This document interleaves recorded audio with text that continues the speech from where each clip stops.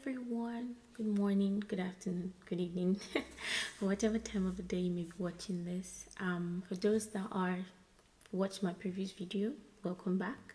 For those that haven't watched the previous video, you're in the wrong place. Please go back and watch the previous video. So now is the time to pause this one and go back. When you're done, make sure to come back.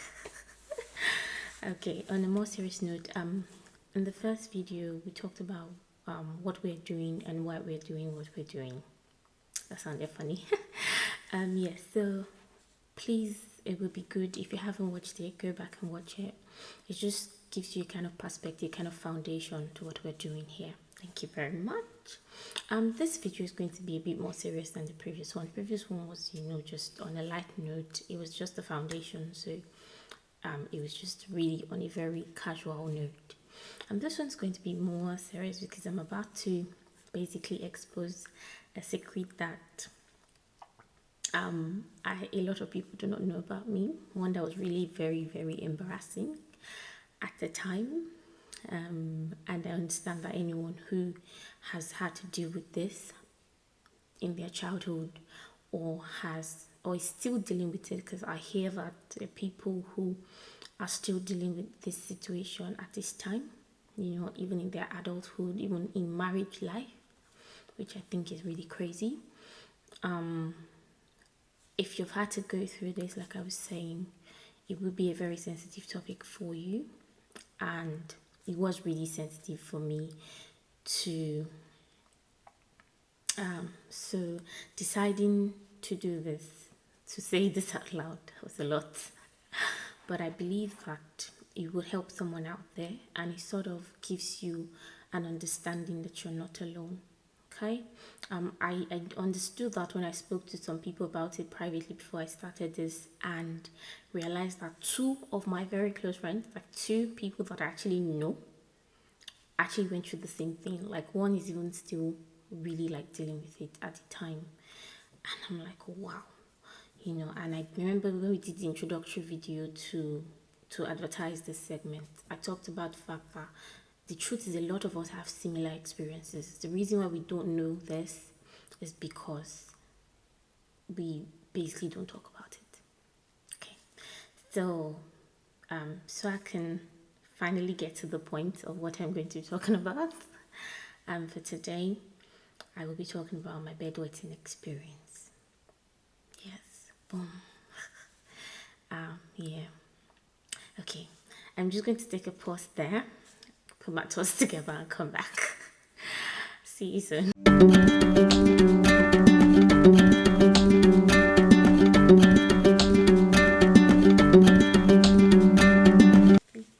I'm back. Okay, so the topic of bedwetting. I find that, I don't know, it might be my opinion. If you do have a counter opinion, please let me know.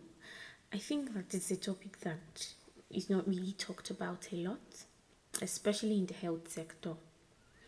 Because I have to think that there's some kind of medical explanations or implications to it. But I find that it's not really something that's talked about a lot. And I imagine that one of the reasons could be because of how embarrassing it is, especially when you're an adult and you still bedwet. It has to be one of the reasons why I think it's not talked about a lot. Maybe not in the health sector, because of course the health sector, everything should be talked about, whether it's embarrassing or not. But I think one of the reasons why it's not talked about generally as individuals is because of how embarrassing it is. Because I imagine when I was growing up, imagine me going to one of my friends to say, babe, peace on the bed. It has to be a lot to take in. And I feel like people react differently to these things, especially when you don't understand it, when you've not had to deal with it. So it's not the easiest thing to say. So I find that that's probably the reason why a lot of us do not talk about it to ourselves, even to our friends, like to the closest of our friends, because it is quite embarrassing. So for me, talking about me, well, I didn't stop bedwetting till I was about 15 or 16 years old. And the thing about that was, what made it worse is the fact that my education was a bit quick. I left secondary school. I wrote my work at 14 years. So by the time I finished secondary school, I was still bedwetting. I was still, wetting the bed. And I went to uni at 15. So in my 100 level in university, I was still weighing on the bed. I said I was going to call out some of my friends in this video because I imagine that at some point someone may have known. They never said anything to me. I never had to deal with any major embarrassments from external parties, like friends or anything like that, which I'm really grateful to God for. I imagine it's not going to be the same for everybody, but I had to deal with I didn't have to deal with major embarrassment. I just dealt with a lot of fear that people were going to find out and what's going to happen when they find out and things like that. Because imagine being in a school where I went to a private university. Shout out to Ajay Crowder University. I went to a private university and we had to share rooms. You were not really allowed in a private school to leave off campus. Oh, trust me, if you could, it should have been me, myself, and I in a room. Before I get very engrossed in talking about university experience, because I think that was the most distressing for me. So I already feel like I'm diving into that. Let me not jump the gun. Let's start from the beginning, okay? Let's start from childhood experience. Now, I already preached the fact that we're going to be doing a bit of surface discussion. Try not to go into too many details in my first video, so I'm going to try to stick to that, or I'm going to stick to that, not try. And I'm going to summarize in the best possible way my entire childhood experience in the line of bedwetting. So that's going to be like a 13-year summary. Now, obviously, I've checked that the average age that a child is expected to have stopped bedwetting is between 5 to 7 years. So from 5 years, at 5 years, it still feels like it's all right, the child will get over it and all of that. When it begins to get 6, 7, it's already beginning to get to the the threshold for the child to have already stopped bedwetting. Some children are so blessed. Oh, for those of you that stopped bedwetting when you were 1, 2 years old, 3 years old, you don't know what God did for you. Some of us were not so lucky.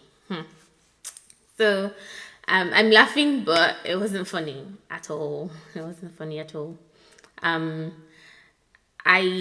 am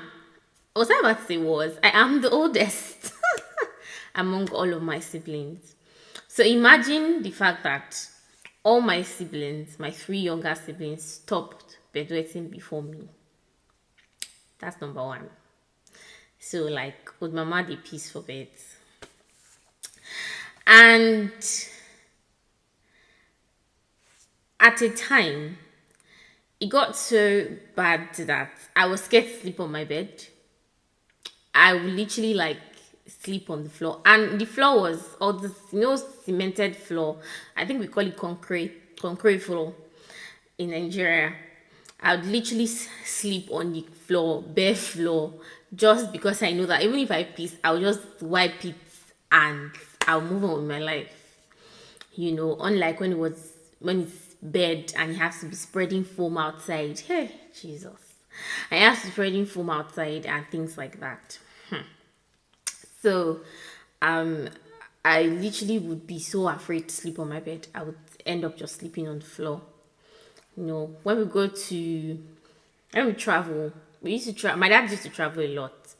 And sometimes, just for the sake of bonding, or maybe he really did want us to participate in the program he was going for, he would take us with him. My dad always enjoyed traveling with his family, really. sometimes. At least when he got the chance to, when we didn't have school or things like that, he would carry everybody along. Now, just because my mom didn't want me to like go and embarrass myself in the hotels we used to sleep in, more than half of the time, guys, when my siblings sleep on the bed, I'll have to sleep on the floor in the hotel. Whew, it was not a good experience, and obviously it got really bad, and my mom got really worried. Sometimes she was just so frustrated, with the whole thing and all. And so obviously she told my grandma about it, and trust grandmothers, my grandmother stepped in with the herbal mixtures. Guys, I drank scent leaf and bitter leaf. I saw shege. I saw shakes. I drank scent leaf and bitter leaf. I'm going to apologize to my siblings and my cousins right now, because when they had to start giving me this concoction to drink, my siblings also had to be drinking it as well. And I felt really bad for them. I felt so guilty. So they also had to be drinking it alongside with me. It was not nice. Hey, like scent leaf and bitter leaf together. She will squeeze the juice. No, nothing goes missing. It was terrible. And I had to drink that over and over again. Guess what? It didn't change a thing. For different genders, I think it really, I wouldn't say it's worse for any gender than it is for the other, because it depends on the perspective. For a lady, it is terrible because as a growing girl, like for me, I think I started my period at 11 or 12, thereabout. And at that time, I was still bedwetting. So I imagine that, I'm not going to try and paint any picture in your head because it's not the best picture to be painting right now. But you can already get my point. It was not good. It was just not good. Having to deal with starting your period and still, wet in the bed. It was just really disastrous on some nights. And yeah, it just, I can't say it enough. It was not good. And then I imagine that for guys, what would be the major source of concern for guys is the fact that you're a man. Like, I understand that one of men's greatest assets is their pride. So I don't think that any man wants to be caught in this kind of box where, as a growing man, as a growing guy, you're still wet in the bed. And I even find that guys can be even the most insensitive about this kind of things, because I'm just picturing a scenario where a guy is telling his fellow guy like, guy, the piece for bed. I just imagine the kind of reaction that I feel like, anyway, you guys understand yourselves and the way you deal with all these kind of things. But yeah, I don't want to know what it will feel like if, for a man. But I can't say what it felt like for me, and when it became a situation of having to deal with bleeding and weighing at the same time, it just got really terrible. It just got really bad.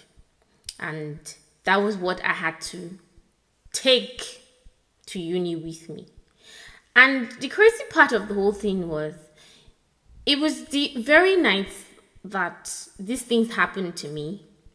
It was very night that this thing happened that I would have people come and visit me in my room. That's when I'll have people come and visit me in my room, or maybe visit my roommate or something. And the way uni works now, when you come into the room, you just sit anywhere. And my bed was now at the bottom. First off, I would not have even chosen it any other way. But imagine the controversy I was in. Like, I wanted to sleep on the bottom so that I'm not sleeping on top of somebody and ending up peeing on their heads. And then now dealing with the fact that, oh, my bed is at the bottom. So anybody that comes into my room, it's going to be my bed, most likely they are going to sit on. Do you understand the confusion? So I wanted to be at the bottom but not be at the bottom at the same time, because you just couldn't find a way around it. So it was really a very mentally torturing period. It was a mentally torturing period. And oh boy, I'm grateful. Yes, it's over. It's over. It's been over since I was like 16 or so. But that 15, 16 years was a long period. A very, very long period. Wow. Now that I think about it, I literally just stopped bedwetting like barely 9 years ago. That is craziness. So yeah. So this was my experience. This was my experience in terms of bedwetting. Moving on from the experience into the lessons bit, which I think is more important. My target audience for this video, and most likely for a lot of other videos that I will be doing, are parents, then singles, who would eventually become parents, and the individuals who this particular condition addresses. It could maybe not even just this condition. If you as a person, you're dealing with a medical condition, I can't really think of any other thing off the top of my head that I could use that would maybe be anything similar to the kind of embarrassment that bedwetting causes and things like that. But if you're dealing with a medical condition that's really messing with you, like literally that you're terrified of people finding out or even embarrassed about people finding out, then you're part of my target audience for this video. The first lesson that I drew from my experience with bedwetting, is this: get a diagnosis, please. Doctors are here for a reason. There's a reason why God has given the wisdom that He has to doctors to help us. So, get a diagnosis, please. I'm going to tell you the end of my own story. Eventually, when my mom really got fed up, God bless my mom, she went to the hospital. I went to see a doctor. She didn't even tell me. And I don't know why we didn't think of it the entire time, really. She went to the hospital. I went to see a doctor, and doctor gave her some advice. One of it was I needed to train my bladder to hold urine in. So I needed to start to hold my wee, sort of to learn. So when you get pressed and you feel that pain, it wakes you up. And it did work. I feel it did have some side effects though, but it did work. That was one of the major things I did that eventually helped me to stop weeing on the bed. She got that from seeing a doctor. She did get a diagnosis before, but that was from my grandma, which was not really effective, right? But immediately she saw a doctor and got this. After a couple of months, everything just got better. And all I kept asking myself was, why didn't we do this earlier? And things like that. So, get a diagnosis. It could even be anything else. For some of us, it's just a case of it's just a case of bedwetting. For some people, it can be a symptom of another condition that you need to find out in your child before it gets worse. Let's not be taking these things with levity. Parents, please take your child to the hospital and get a diagnosis. Talk to a doctor. I understand that the health system in Nigeria, I don't know. I'm not going to, because I don't really know. So I'm not going to sit here. Like I said, there's no slandering or shading here. I understand that it may sometimes not be the best in terms of attending to people and all. But let you not getting a diagnosis not be because you didn't try. Does that make sense? So please put in an effort and go on. Don't wave it off. Some of us cloud our minds with the fact that, oh, the child to play, he play, no, he can't sleep for night, go forget himself, he go come peace. No, it's not always about that. It may not be having to do with playing, with the child playing too much. Children will play. Okay, the other child that is also playing, that goes to bed and doesn't peace, is the child, does the child have two heads? Does that not give you an understanding that there is probably something that needs to be done? Does that make sense? So it's not about how much a child plays. The other thing is that I hear is, oh, don't drink water before you go. Of course, don't drink water too much before you go to bed. People drink water just before they go to sleep. They don't wee on the bed. So why are you weeing? It is not an explanation. Do you understand what I'm saying? I had to do that a lot. They were, oh, don't drink water before you go to bed. There were nights I did not drink water before I went to bed. I still weed on the bed. It is not an explanation. There's probably just something that needs to be tweaked. There's something that needs to, maybe your child needs to be trained on, different from other children. Don't assume. Don't assume.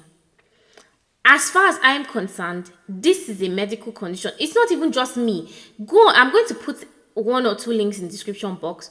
The actual medical term for bedwetting is nocturnal Enuresis. I hope I've said that right, but if I haven't, please, doctors, forgive me. That's what it's called. There's actually a name for it.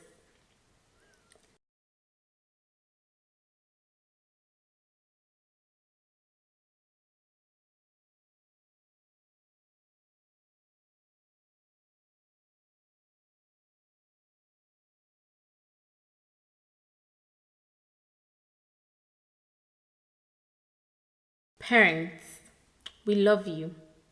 We celebrate you. Thank you for everything that you do for us. In this situation, another lesson I'm going to draw out is, please, parents, please. We understand that it is frustrating. We understand that, picking up or cleaning up after a child who bedwets and things like that can be a lot. But beating or scolding or screaming at a child that bedwets because they have weed on the bed does not have any effect positively.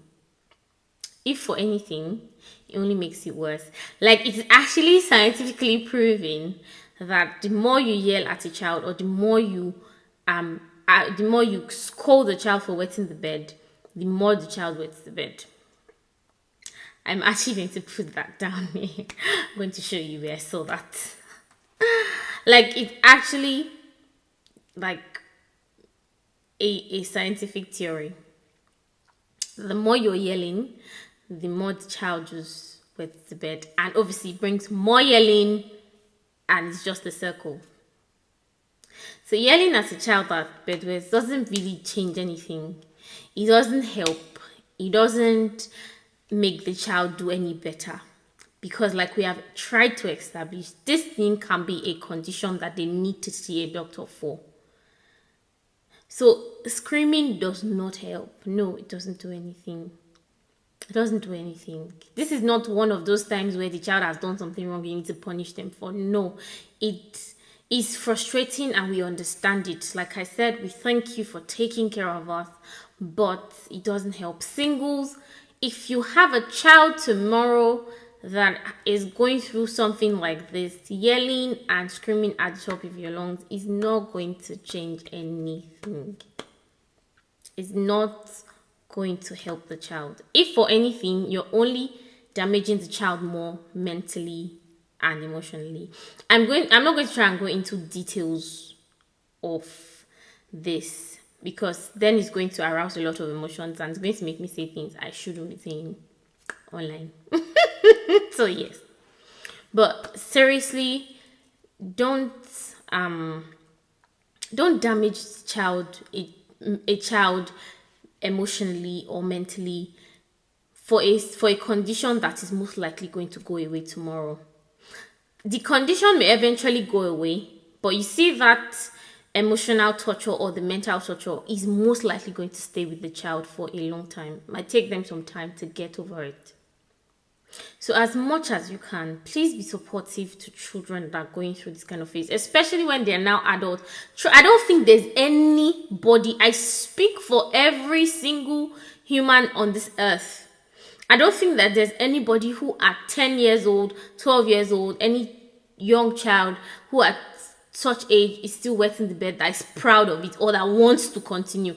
Oh, trust me, if there was a button to hit to stop, we would hit it without thinking twice. So I don't think there's any child that wants to continue to piss on bed. I don't think so. So please and please, this is a general appeal to everyone. And my second appeal is going to go to, because I'm going to try to put this together. My second appeal is going to go to people who find out these things about others and think that it is okay to turn it to a ground for mockery. It is not okay. It is not okay. These people are going through a very rough phase. I'm going to use the opportunity to thank everyone on my journey who I find it difficult to believe that anybody, like nobody found out. If that's the case, then wow. But if any of my friends, particularly shout out to my roommates in 100 level, Shewa, Esther and Joy, if any of you at any point found out that this was going on and decided to, not talk about it just to cover me up, I'm grateful. For anyone that thinks it is okay that somebody's going through something like this that's embarrassing, that you don't want to speak of, and you think it's okay to turn it to a ground for mockery, even when you're joking, don't mock somebody with this thing.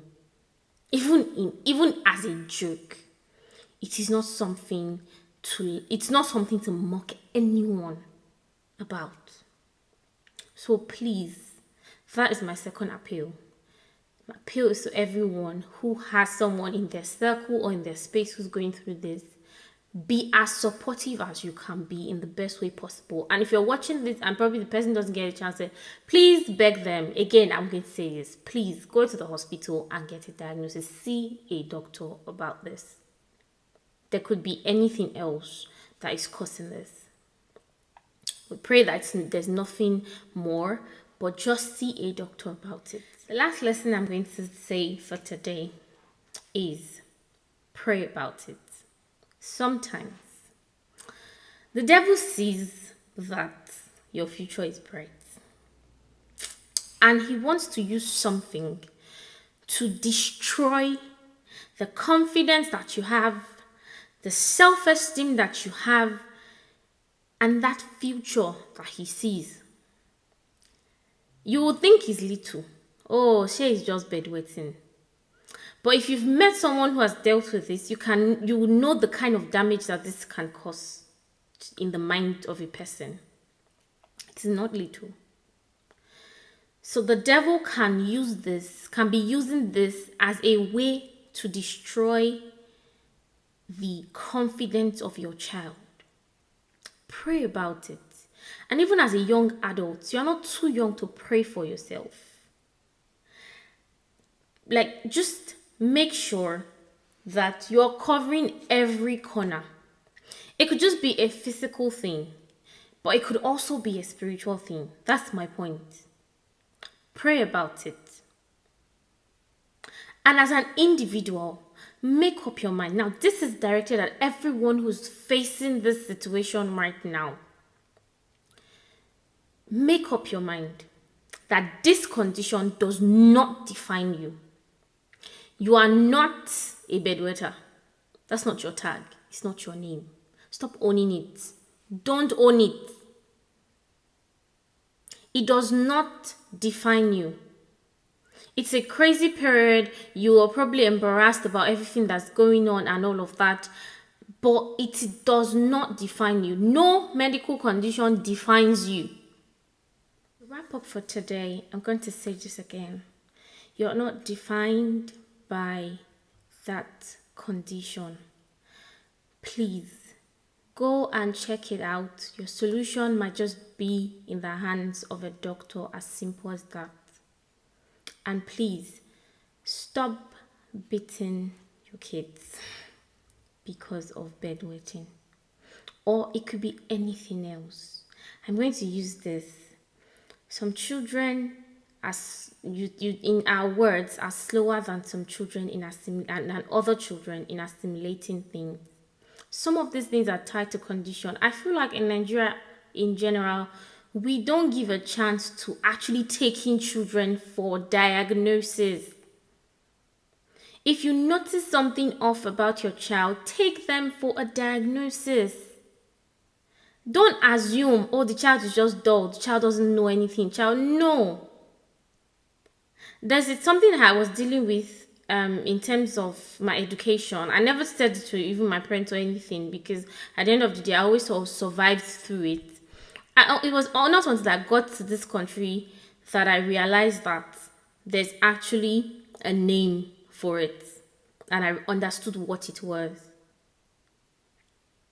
When you even know these things, we're not saying, oh, give up faith or anything. When you know these things, it helps you to even know what you're praying about. My heart goes out to everyone who has dealt with this, or who's dealing with this, or any other medical condition that is really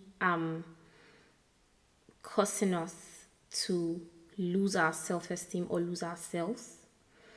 I pray for you today that you receive healing, and I pray that your confidence will be built up again. And we're going to be wrapping up here for today. This is not the end of this bedwetting experience. Our next episode is going to be around bedwetting as well. I'm not going to tell you what it is because I don't want to give it away, but you're going to see what we're going to be doing in the next episode. So there's more to come on this subject. If you're going through something like this and you do want to talk, or you do want to have a more personal conversation about it, please feel free to reach out. Our contacts will be in the description box as well. Feel free to reach out. I do hope that we've learned something from today's episode. Till I meet you again next time, enjoy the rest of your day. Bye.